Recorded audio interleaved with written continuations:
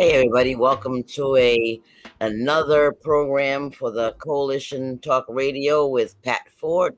And we have our co-host Lynn Farinelli and myself, Christine Bento, and we're bringing you the special session that's called Eyes on Pawtucket, because that's what we do. We keep our eyes on Pawtucket. We could bring to you a lot of the important information that you probably need to know. You know, we have an election coming up in December for District 6. You want to keep your eyes on that. Also, make sure that you guys go onto the YouTube page and like and subscribe to the coalition so you guys can keep updated to everything that Pat Ford does across Rhode Island, because he's everywhere. I can't keep up with this guy.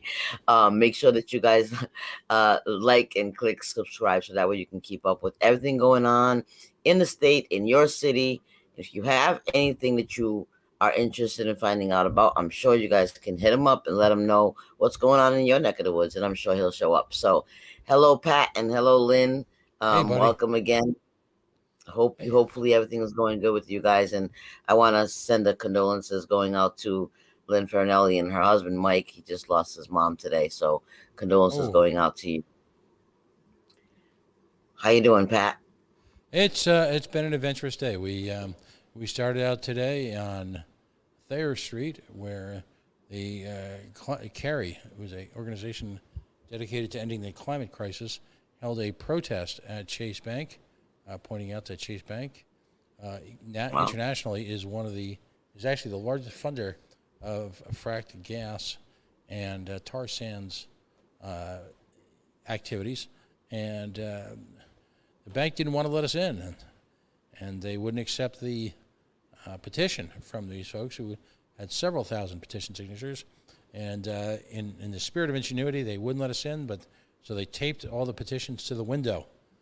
you know, Wow. a little bit of Way street to theater. go. Then at 2 o'clock, we spent quality time with the governor and the various,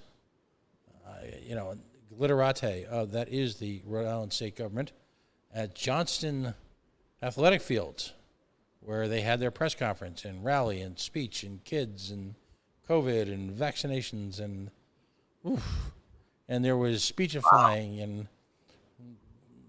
one of the people in the media got kind of argumentative with the head of the Rhode Island Department of Health, and that would of course be me.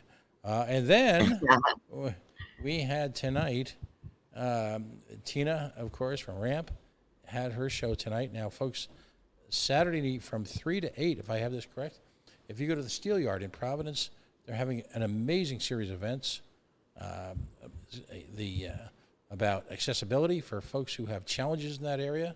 And it's geared for everybody. So there'll be food trucks and speechifying and great exhibits. And if you've never been to the Steel Yard, it's an amazing place. They teach people how to weld. And artists go there Nice. and do their welding thing there. But that wasn't enough, because then at 8 o'clock, Chas Calenda, who hosts the Chas Calenda Attorney at Law show here on the network, he had a fundraiser, if you will, an event, again, more speechifying at the Brood Awakenings, which is, of course, one of our sponsors at 100 Westminster Street, where he spoke about returning the power of the Attorney General's office to the people of Rhode Island. Nice. Wouldn't that be nice, huh? That would be awesome. I think we can all agree on that, particularly on this show.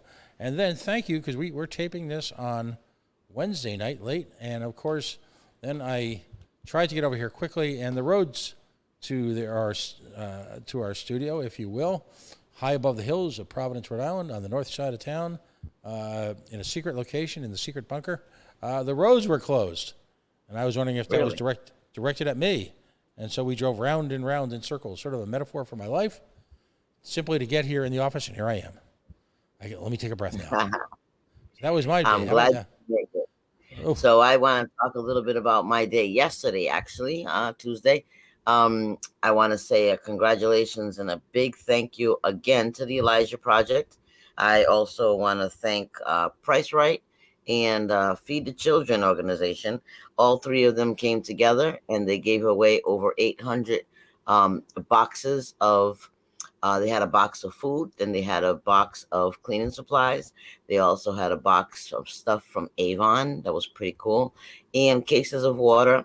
So I want to say thank you to everybody that was involved yesterday. So many volunteers came down, and so many people. It was unbelievable how much got done yesterday. So I wanted to say thank you to everybody who came down. If anybody wants to see some videos of some of the talks that happened and some of the they had a little conference there with the superintendent of schools, and Megan Kalman was down here, and the lieutenant governor was in the building, also with George and several other people. Cicilline sent someone from his office to come and represent. So if you want to see that, you can go right onto the you're really from Pawtucket page and check that out. And I can send you some of the footage too, Pat, if you wanted to share that. But Absolutely. yeah, thank you. Congratulations to everybody who came down, everybody who supported and helped get boxes out to the community that were. We only had it from 10 to 12, so it was a 2 hour event, and a lot of people were at work. So what we did was afterwards, whatever was left over, we took it out into the community to those who couldn't make it. So it was such a nice event. It was a hot day, but it went very good. So a lot of positive stuff happening in the city, and I'm gonna let Lynn, announce some interesting stuff that's happened over the last week and a half, I'd say, via email. We've been asking for some information from the city, and Lynn asked for some pretty interesting stuff, and I'm so glad that the city finally sees public information is public information, and we like to get it out to everybody. Thank you again, Pat Ford, for allowing us this platform to make sure that everybody kind of stays, in tune with what's happening, especially in Pawtucket, because in Pawtucket's one city in Rhode Island that tends to go a little bit backwards instead of moving forward, especially when it comes to diversity and, you know, fairness for everyone. It's so far behind. It's not even funny anymore. But we get a lot of laughs out of some of the things that happen because we can't even make some of this stuff up. But Lynn has some pretty interesting numbers and some information that she got this week that I'm sure it's gonna really entertain everyone, and you too, Pat. You're gonna have some wise remarks to a lot of things she's gonna say. So whenever you're ready, Lynn, let's have the information that's probably gonna shock most. I wasn't very shocked, but Okay. So I know that I think it was a couple of weeks ago we had talked about the affirmative action, and interesting. I did get a report, and it was a little hard to find. It was hard to find the person that could actually produce such a document, and I guess they don't have any notes on how the affirmative action in Pawtucket is going, but I think that the numbers will tell you, how things are going. So I just jotted down, a few notes here, so that we can get a real good look at, Pawtucket. And, it is a very diverse city with, majority, minority. And so I'll give you some of the numbers anyway. The Board of Canvassers, there's only one person. It's a white male. Not surprised. City Clerk's office, total of 7 people work there. 1 white male, 4 white females, and 2 Hispanic females. Not bad, right? That's not too bad. The judge and the clerk supervisor, both white females. Now we go down to the public library. There's 24 people that are actually working at the public library, and 18 of them are white females, 1 Hispanic female, 3 white men, and 1 black man, and 1 Hispanic man. Not too bad, but I mean, out of 24, we got 18 white females working there. We should probably reach out to a little bit more of the minority groups to see where we can go better with that. The law department, only 4 employees. It looks like they got a 1 white male, 1 black male, which I don't think he works there anymore. I think they replaced it with a white female, 1 black female. Not sure if she's black or brown, or she checks off a B box. It could be for something else, but anyway, one Hispanic female. Now I started going through and I'm like, does everybody really want to know all these numbers? Are they really going to pay attention? So let's just go through this. Planning and redevelopment, all white. Zoning, all white. Purchasing, all white except for one Asian employee. Tax assessor's office, all white. Planning and redevelopment, all white. See where this is going? How's that affirmative action working for them? Public Works, one black worker. Public Works maintenance, 11 white workers, 2 black, 1 Hispanic. DPW Public Service, 30 employees, 27 of them are white. Pawtucket Water, all white. Parks and Recreation, of the 52 employees, 32 are white. Fire Department, you ready? 145 employees, 1 white, 1. That's 1. If that person still works there, right? The police department, very interesting. 181. Now, Pat, I know that we've talked about this in the past. They actually break it down because obviously we have like crossing guards and everybody else in there. So under the police department, it looks like there's 181 employees. 13 are minorities, whether they're 13 are 13 are minorities. So of the 181, 13 are minorities. 1 person was of a higher rank in the Pawtucket Police Department. I believe it was a detective. It was Mr. Silva. I don't believe that he actually works there anymore because, Tina doesn't believe in, taking anybody off the force if they have any problems, with PTSD or mental illness or anything. She wants them to just carry that gun and man the streets. Anyway, and then the Pawtucket Water Supply Board, all white. Now, these are not all your numbers, but if you can imagine how disturbing this is. Now, I said to Christine, I like white people. I've got some relatives that are white, but do I really want only white people working in my city? Absolutely not. Absolutely not. And this is where, when we're asking for these numbers and we're asking for any paperwork, like, where are we at? Where are we when we're putting out, these things that, people can go down, this job fair or whatever. Do we have our human resources sitting there at a table? Are we bringing that human resources person over to CACD for their job fair? Do they have a list of jobs that are available in the city of Pawtucket for these minority groups? Or are we just giving all, the people that your relative, your friend, are we just giving jobs to the people that down there? Wouldn't it be nice if everybody had the opportunity to collect a pension from the city of Pawtucket? I think it would be nice. With that being said, and I know that we can go back to that if anybody has any questions, but I had asked for, there's a report that Frank Milos is supposed to give to the council on the first meeting in September. And I asked about it and I never got a response.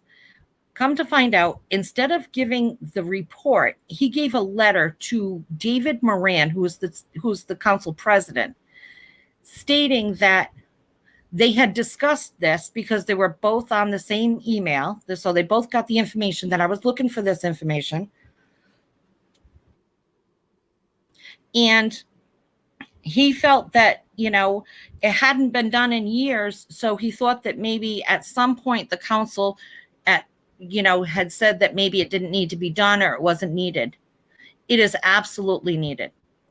And when I see that there are conversations going on behind the scenes where David Moran and Frank Milos are getting together to find out if Frank Milos has to produce a report that is clearly stated in the charter that's needed on the first meeting in September, I expect it to be there.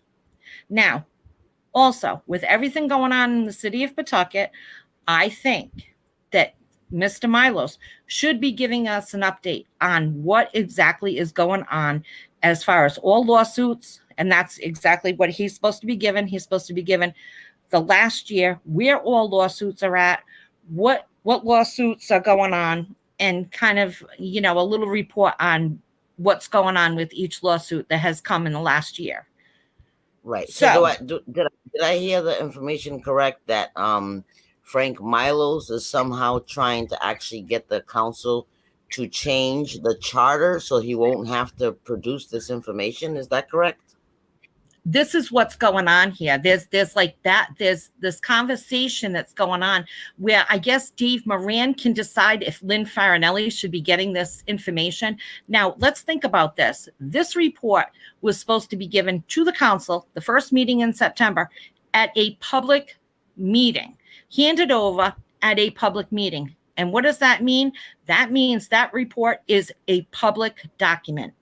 Now, right, through the APRA process, if I wanted to know this information, I would have to ask Frank Milos for this information. He wouldn't give me a report because the APRA does not make it so that the public body, they don't have to produce a report. They don't have to, write anything down or answer any questions. They would simply just give me maybe the claims paper that's submitted to let the city know that there's a claim against the city. So this report is very important. It's very important to the taxpayers. Now, some people might say, well, what do I care? What lawsuits? Well, you know what? You're paying for those lawsuits. And if I have the right to know what we're paying for a transfer station or a soccer stadium, I have the right to know what money is being put out on lawsuits and what are these lawsuits all about. And when I see police brutality, and I call it the way I see it, I've seen the videos. We know what's going on. When I see that, I really want to know what lawsuits are coming against the city and under whose direction. So Tina's kind of new. Kind of, sort of new. I would like to see what the difference is between when she's the chief and the public safety director compared to King or Kelly or whoever else was the chief at the time. Let's see, because I think that that's really telling as far as how the officers are behaving.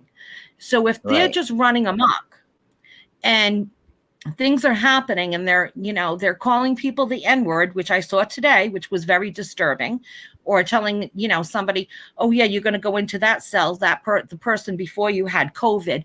When you're abusing the taxpayers, I'm going to know about it because think exactly that's exactly how they talk. I mean, people like to say that, some of these younger kids are talking thuggish. What language do they think the police officers are talking? They're talking just as thuggish as the kids are.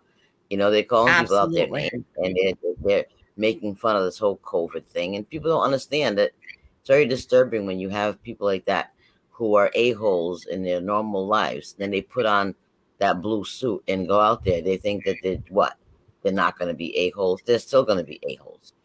Another thing that I like to remind everyone of is the paperwork that I've still been working for. Last time I saw Pat in person, it was down at the city hall where actually it was the time before last, where I was doing public input, asking for, them to waive that fee so that we can get our hands on the paperwork. And that's still unresolved. And even though I asked them to put that on their agenda via the email, the council never put it on the agenda. They're very selective when they think they can just mind their business and not involve themselves in something.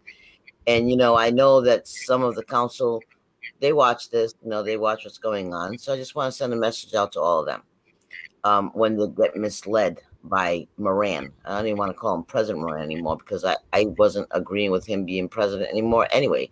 And this is why. He's very misleading. You can't just sit here and tell council, well, we don't have the right to waive a fee. How can you fool the council that they don't have the power or the right to waive a fee, yet as the president of this council, you were able to put on the table to get a fee waived for a nightclub in your district to get free police detail, which is costing more than that waiver that I'm asking for. I'm only asking for a waiver that takes a one-time fee. He actually put a motion on the table to get police detail at every weekend, I'm assuming Friday, Saturday, Sunday, ongoing, with no expiration date. And he didn't ask the community if we wanted to pay for that. I don't remember anyone asking me if that was okay. So let's skip all the BS. And this is directly going out to the council and to Milos.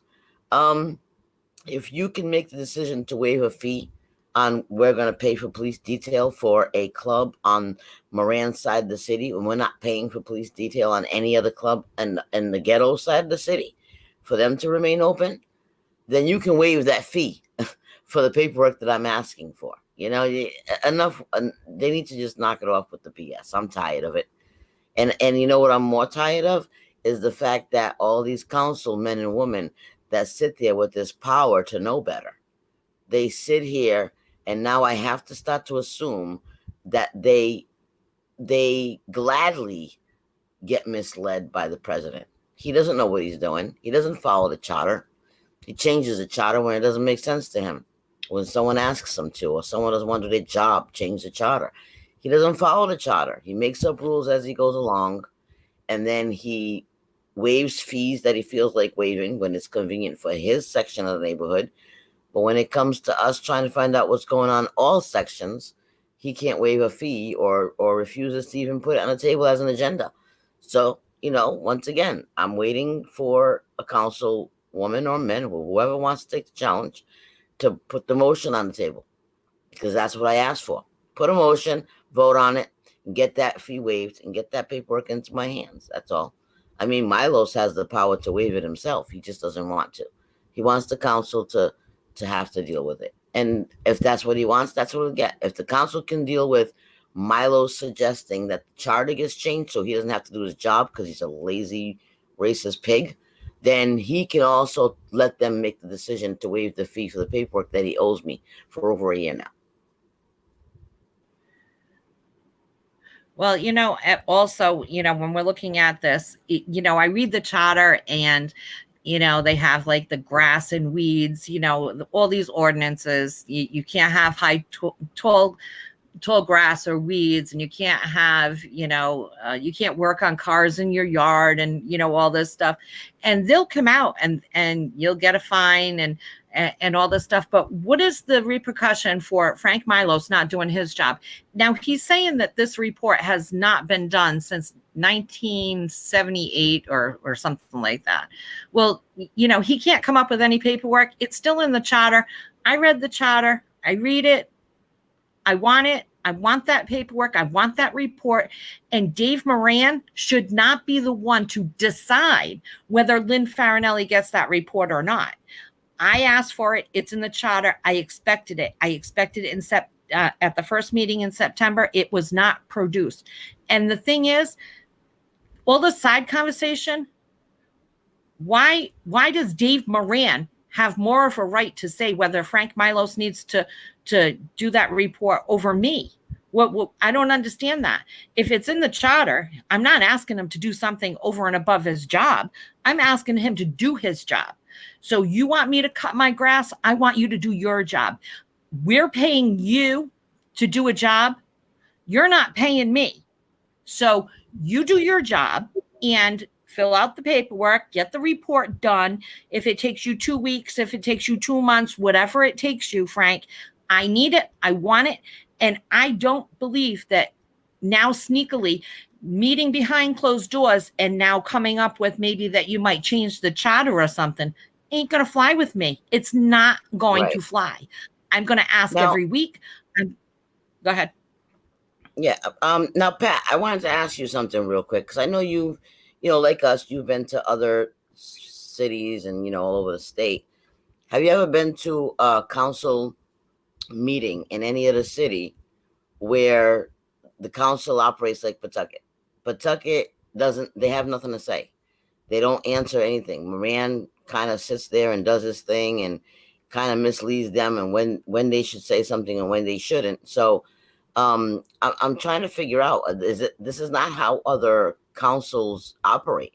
Usually the council men and women are sitting there and they know they have the power to do certain things, and they're not overpowered by other people. You know, I haven't seen this anywhere else. Have you? No. Only in Pawtucket, right? It's almost like they all wait to see what Moran tells them to say. And the same thing with the affirmative action. The affirmative action is definitely, you know, a problem here.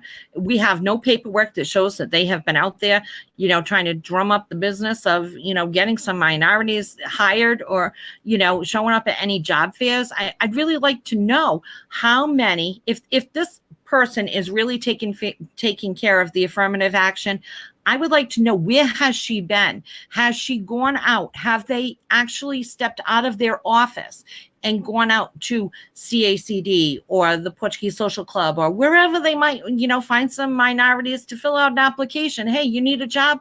Guess what? Come work for the city of Pawtucket. You know, I wouldn't work under Don Grebbian, but there probably are people that would like to, you know, and there you go. You know, let's get some people out there. Yeah, Right. getting people to take to the streets has always been the single biggest challenge.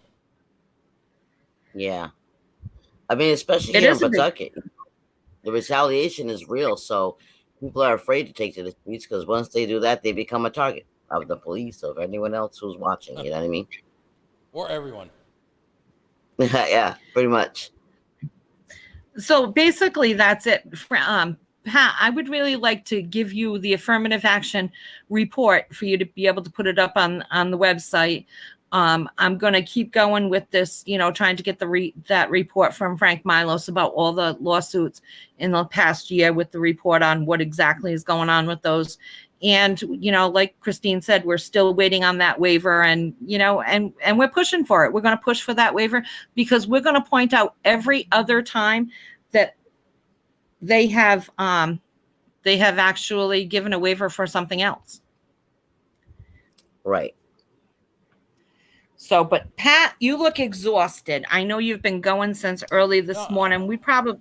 No, you know, I mean, I've been pondering the imponderable, and that is, how do we as a group, and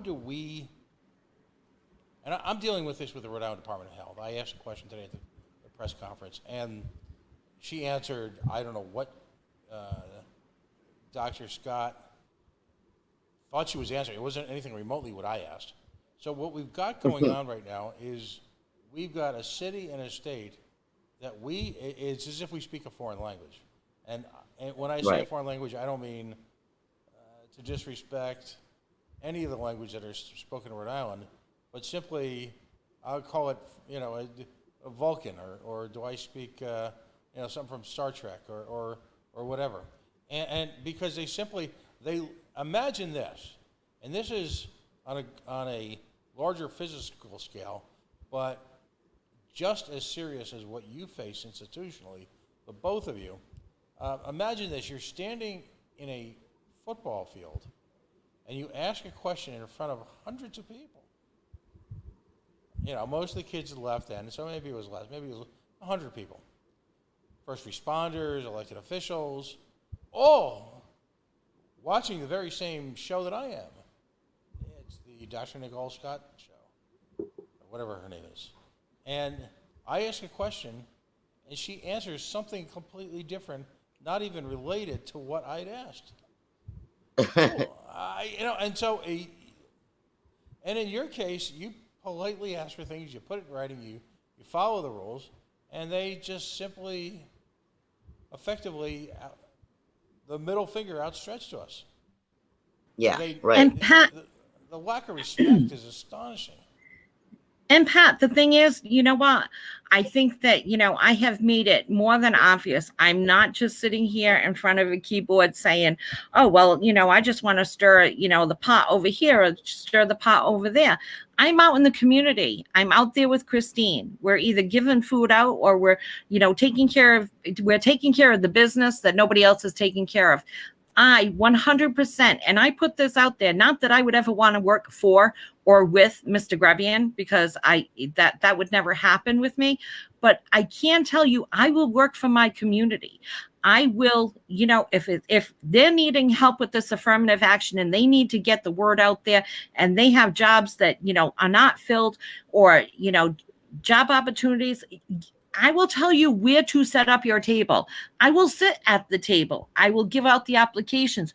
I am not opposed to putting, the work behind my words. The same thing with, the lawsuits in the city. Let's find out where are the problem areas. Is it with, accidents, or is it trip and falls, or is it police brutality, or is it abuse of power? What exactly is going on, so that we can correct the problem? Or are we just sweeping everything under the rug? We're not going to hire any minorities. We're just going to pay off these lawsuits or whatever. And the same thing with the IA investigations. And I'll say it again here today. Had they made any attempt to fix the problem with Dolan, that kid would not be shot right now. Right. Had they identified that problem back when I was screaming in front of the council, that problem with that child would not have happened. And you know what? They didn't care that a minority was beat up. That's the bigger problem there. Right. So I go to the council and I show a picture and I show a report, and the officer is saying that he, gave closed fist punches to the guy's face, and I have a picture of the guy. And you know what? They did nothing about it. And that right there, and I'll say it, that blood of that kid that was shot is on Tina.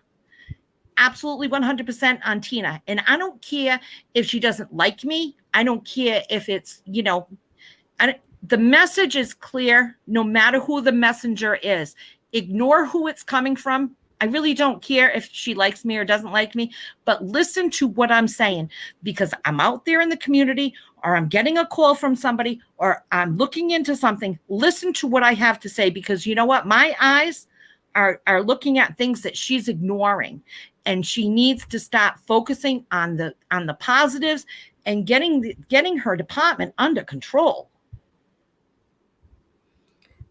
She can't get her department under control because she doesn't even know what's out of control. And sadly, I think she likes it that way. I think she likes it that way because her hands are tied anyway. All right. Don Grebian doesn't let her do her job correctly because it's so much politics and policing in Pawtucket. So she pretty much just sits back, collects her paycheck, and lets Mayor Grebian be happy with the chaos that's happening in her city. We've asked, not formally, but we've mentioned on the show several times that she should step down. We have zero confidence in her ability of being chief of police. We have less confidence of her being public safety director. Okay. And I know for a fact that she's thought about leaving several times. I know that for a fact she's gotten several very good job opportunities outside of Pawtucket. But you know what else? How many of them were from you? She's living by that motto, the city of Pawtucket motto: never give Farinelli and Bento any satisfaction. So her stubbornness, because we've suggested her stepping down, causes her to stay in her position to piss us off even more and stay longer to create more chaos, to the point where now I don't think anybody wants her. I think she's made herself known to be so incompetent. I mean, other police chiefs know that she's not fit. You know what I mean? And she might be a great person. Don't get me wrong. She might be a great person. She might be a good-hearted person. She might be a great family member. She might be a great friend. She sucks as the chief of police, period. She sucks even worse as the public safety director, period. She was thrown into that position by the mayor because he doesn't want to give it to anybody else. He wants her to be her own boss and control all these little crazy lunatics that she has underneath her. And it's working for them. Right. It's working for them. While they're taking their photo ops, with everything, the positive stuff that's happening in the city, they're neglecting to announce all the negative stuff that's happening in the ghetto parts of the city, or whatever they choose to call it. I know they have better words for it. But that's basically what it is. So they're doing absolutely nothing. They're not changing anything about the hiring. They're not hiring more minorities. They're not looking. They don't care. You know, they like it the way that it is. Pawtucket City Hall likes it the way that it is. They don't want no one to find out how many minorities are in the city. They don't want anyone to find out these numbers that you just presented today, Lynn. They want to keep it all hush hush because it works for them. You know, sadly for her, I just think anybody who has offered her a job before all this information has continued to come out over the last year, they probably genuinely wanted to give her a job. But she's waited so long because of her stubbornness to stay in her position and prove everybody wrong is getting her to a place where she's doing so much damage to her dignity and her reputation. No one's gonna want her in the department. I mean, I wouldn't at this point. You know what I mean? Unless she goes to another state. I'm going to jump in here, Chris, because I think that, you know, at this point, we've alluded to it. We've put the hints out there, but a lot of people don't know about this. And I'm going to put it out there. And Chris, I'm sorry. I know that we have discussed that we were not going to discuss this, but Tina Gonzalez, the chief of police, the public safety director, back in December 2019, okayed a group to come to my home. She had them come to the police department and meet with Pawtucket Police Department to plot an attack on Christine Bento and myself. She okayed it. She said, yes, they can come. They sat down. They plotted this. They came to my home. They threatened me. They harassed me and everything else. And Tina knew. And Tina, you can come for me because you know this is a 100%. She knew exactly who the players were. One of them was the president of the union. He no longer works in Pawtucket. The second one, she knew in December 2019 that this guy was involved. A Pawtucket police officer was involved with having people come and harass and attack me at my own home. And Frank Milos in January 2020 knew that this person was involved with this attack on me and Christine. And not only that, he just retired with his full pension, July 2021. And now she wants you to believe that she can't do anything about him because he retired. She knew since December 2019 that this guy had these people come from Massachusetts to attack me and obviously Christine. And they came to my home, Pat. And Tina Gonzalez is the public safety director. Okay? She's a piece of shit. Allowing them to do it. She signed off on it. She allowed it to happen. She knew it happened. And you know what everybody got? They got a retirement. The president of the union, yeah, he walked away with his pension. This other dude just retired July 2021. They knew. Frank Milos knew. He's another piece of crap. So between him and Tina and Don Grebian knew, they all knew. But you know what? We let these like problem children walk away with pensions. And I'm tired of that bullshit too. Sorry, Chris. Well, I know we weren't good. Now that you've mentioned it, yes, the mayor does know. I've had a 4-hour conversation with the mayor where I presented him with all the facts of all the players that were involved with the nonsense that happened with us and the actual cyber attack that on us also. You forgot to mention that part. So I did, and I showed him proof and receipts how in order for them to meet inside the Pawtucket Police Department to plot on us, they needed permission to have these people in the building. And I asked Tina over and over again for months, how did they get into the building? Who signed off? Who approved it? And she kept saying over and over again, she didn't know. Every time I asked her, I don't know who approved it until I got the paperwork, Pat, and approved by Chief Tina Gonzalez. I presented that to the mayor and I showed him, but you know what? I got that little smirk. So obviously part of their team must have been the mayor too, you see? So it starts from the top. I'll always say that. It starts from the top. This little race game starts from the top. The racism starts from the top.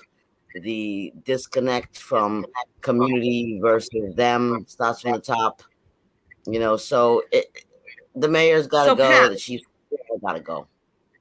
Pat, when we say that the retaliation is real, the thing is, the more you expose, the more upset they get, okay? Because they want it to go the same way that it's always gone. That's the same thing with Dave Moran. He's been there forever. I think that his first day on the job, he rode a dinosaur. I'm not sure. But, the thing is, the more it stays the same, the more it stays the same. They can tell you that they want to, run their campaign on transparency and accountability and, all those words that make you feel like, oh, they're going to get this place all in order. You know what? Nobody gets it in order. Everybody has their little crookedness. They got all their, slippery hands, with their, sliding money here, there, and everywhere. And we know about those things too. But you know what? The thing is, the more you bring these things out, the more they want to retaliate. And you know what?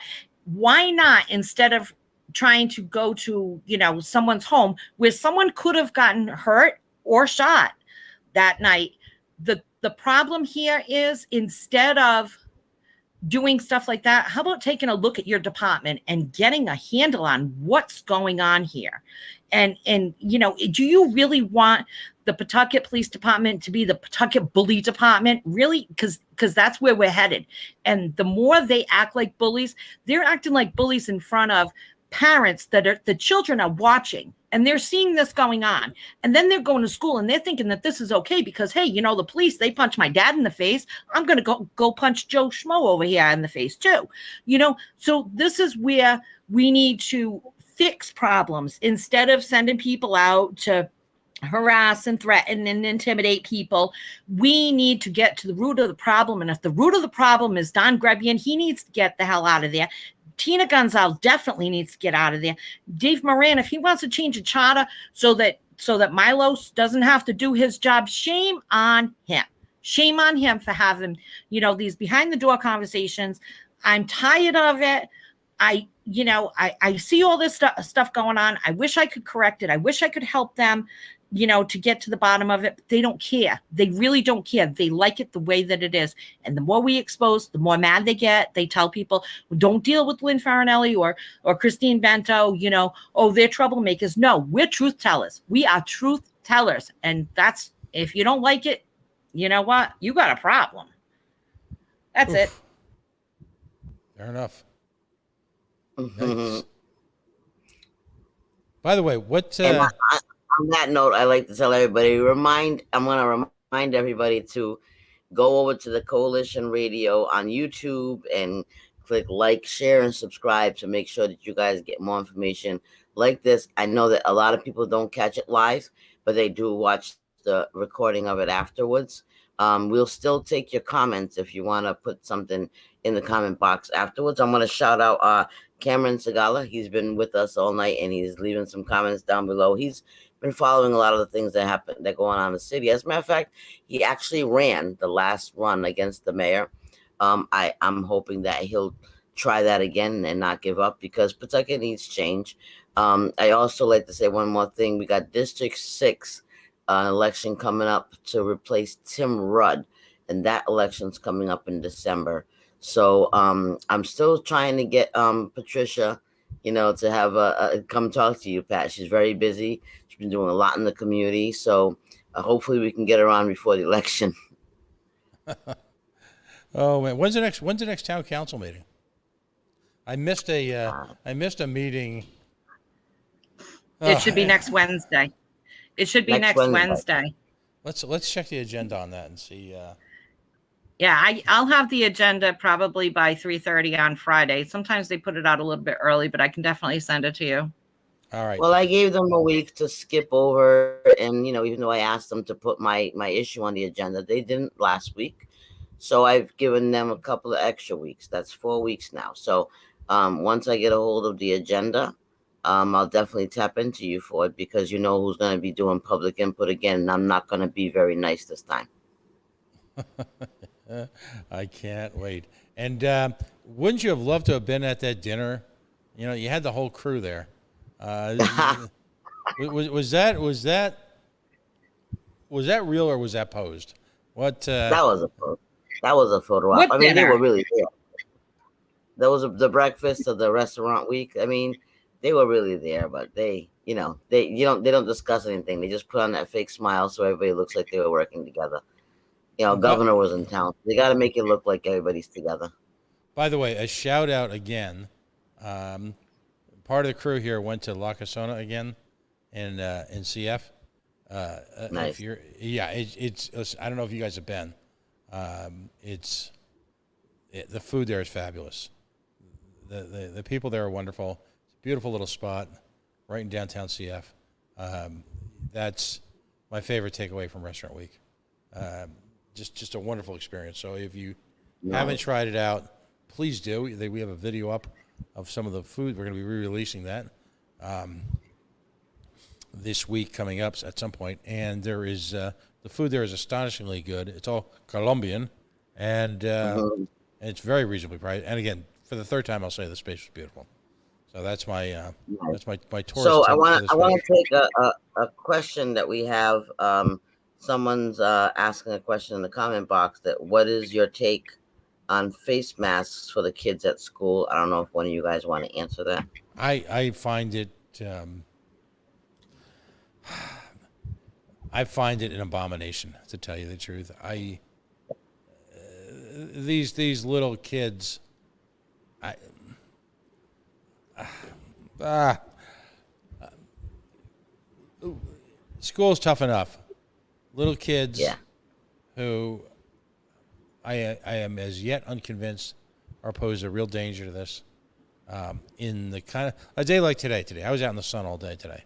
All right, and and most of these high schools aren't air conditioned. You're lucky to have windows opening properly at some of these Right. schoolhouses.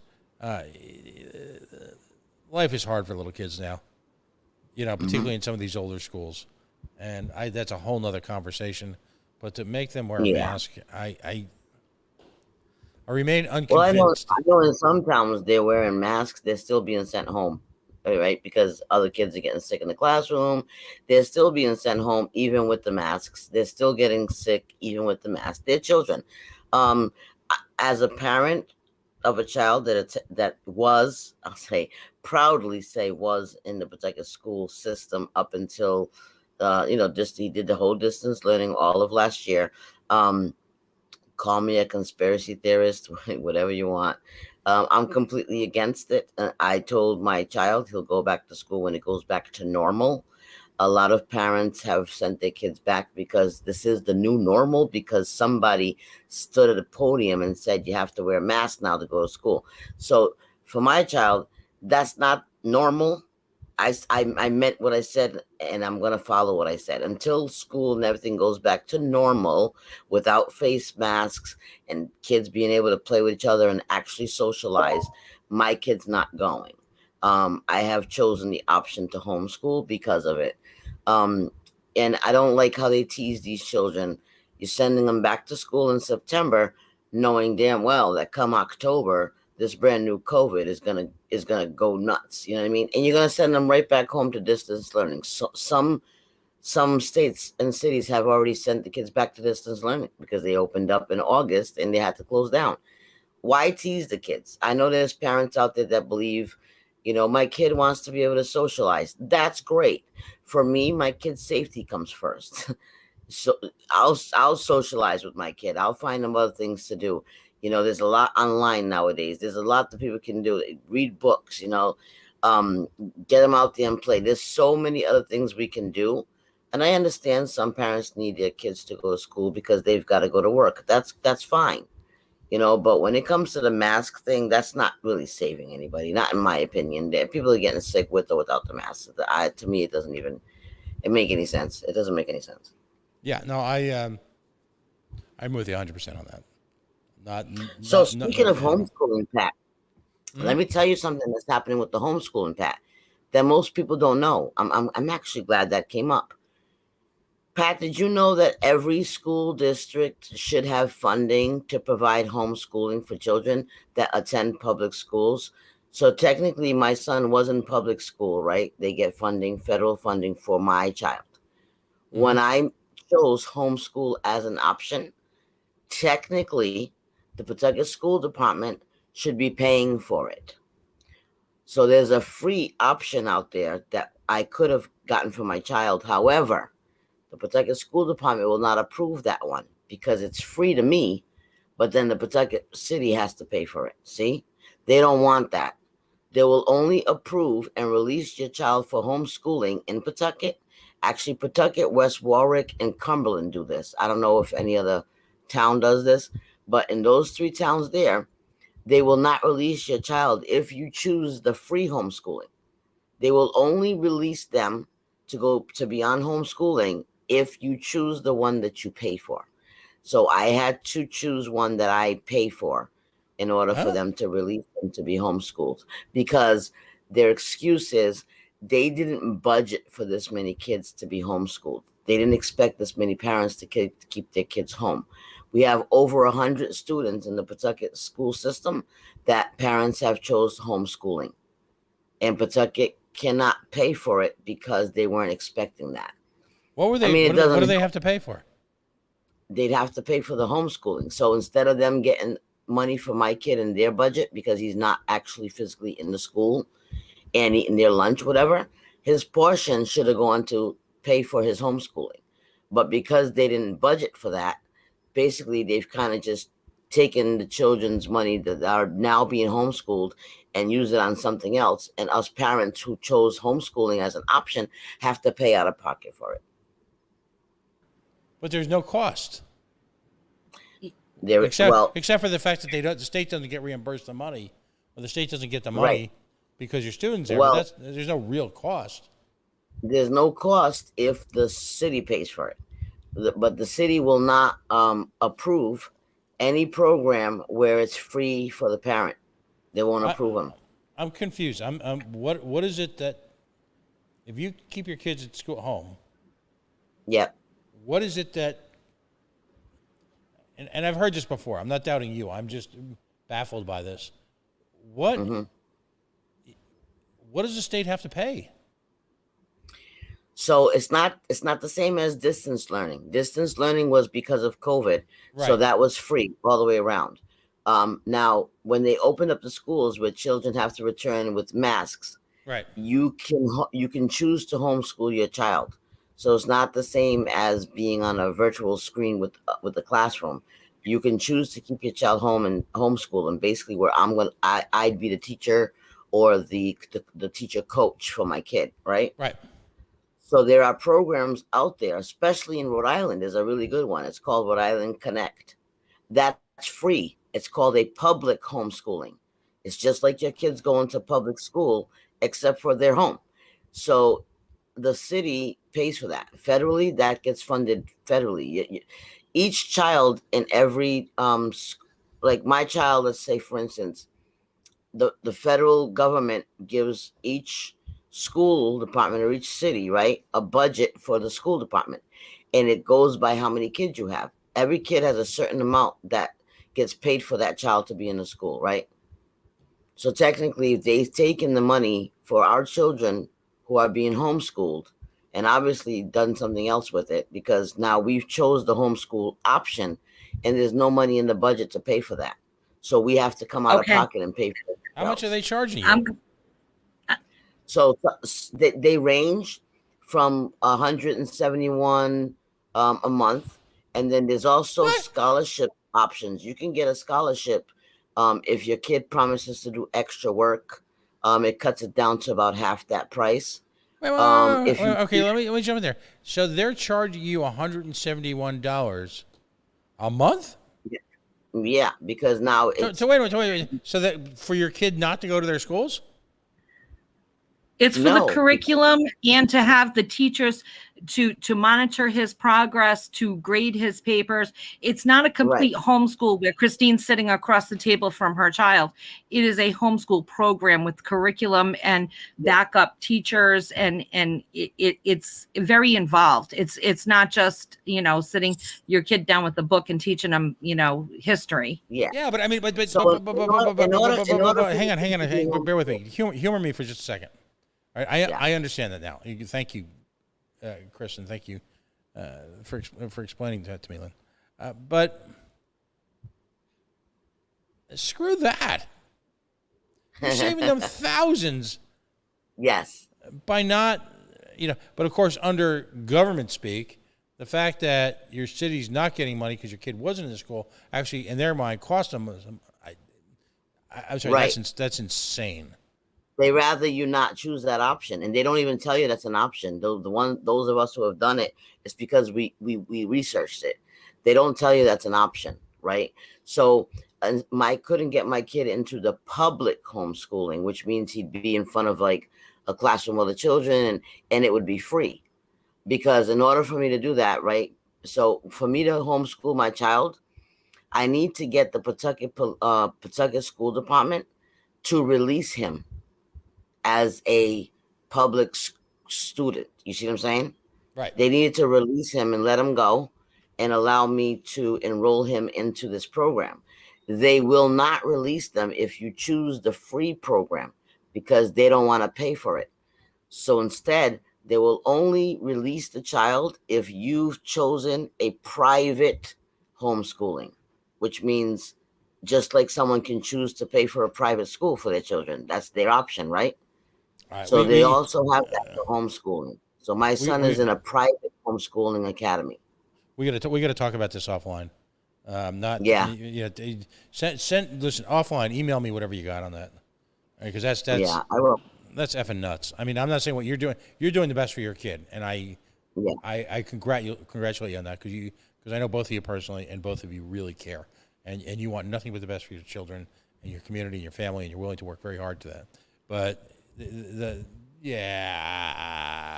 people You know, they lost their mind. it doesn't help. It doesn't help when the chairperson of the school committee, Jay Shabanah, that other idiot over there, it doesn't help when he gives the city $1.3 million out of the school budget just for a few months ago. Of course, they don't have enough to pay for our children to be homeschooled. You just gave the school budget money, $1.3 million back to the city to go pay some other random bills, or actually probably to go pay for the police detail on Moran's neck of the woods over there. So therefore now You know there's a stadium to pay for, so come on.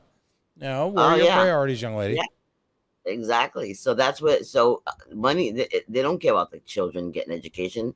What happened to no kids left behind? Bull crap. My kid's being left behind right now. If it wasn't for me being able to get them into the homeschooling, because they gave me an option of masks that I didn't want. Every kid left behind. Listen, let's talk about that offline and over the next day or so. Send me whatever you got on that. I will do. All right, bud. All right, kids. Yeah. So thank you once again, Pat, for everything that you do. And Lynn, thank you so much for all the information that you gather and you come here to share with everybody. And, you know, I'm very glad that we can bring this information to other people. Thank you, everyone who's in the comment box, who's watching. Thanks, Cameron. Always have our back. He's been following everything for so long. He is going to be running 2022. So good luck with that, my friend. And thank you to Shari for asking the question that threw us off course about the masks. But, you know, that we like to answer the people who are taking their time to watch us. So that was our take on everything. Thank you guys very much. Thank you to our wonderful producer over there. Guys barely hear him, but he's back there working hard every week to get us on Eyez on Pawtucket. And like I said before, once again, go click like, share, and subscribe on the Coalition Radio on YouTube, and make sure that you follow everything that's going on in the state. And, you know, make sure you guys are following it closely so that way, you know, we all know what we're doing and what we're voting on come 2022. Let's not make the same mistakes we've been making. Have a good week, guys. Good night, folks.